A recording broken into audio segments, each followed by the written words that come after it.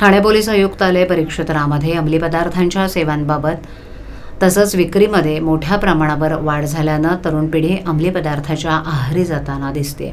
या अंमली पदार्थांच्या सेवांवर आणि विक्रीवर तसंच नाशमुक्त तरुण पिढी करण्याच्या अनुषंगानं ठाणे पोलीस आयुक्त आशुतोष डोंबरे यांनी सर्व विभागांना आदेश देत कारवाईचे निर्देश दिले होते।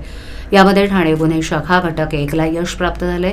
ठाणे गुन्हे शाखेला गुप्त माहितीदारामार्फत माहिती मिळाली होती की मुंब्रा बायपास मार्गावर एक इसम त्याच्या वाहनामधून MD हा अंमली पदार्थ घेऊन जाणार आहे।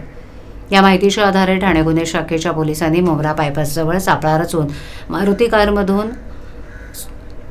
जाणाऱ्या मोहनलाल गुणेशाजी जोशी उर्फ शर्मा याला ताब्यात घेऊन त्याची आणि त्याच्या गाडीची तपासणी केली असता पोलिसांना 1,69,024 रुपये किमतीचा 1 किलो 209 ग्रॅम MD हा अंमली पदार्थांचा साठा हस्तगत करून त्याच्या विरोधात मुंब्रा पोलीस स्टेशनमध्ये गुन्हा दाखल केलाय।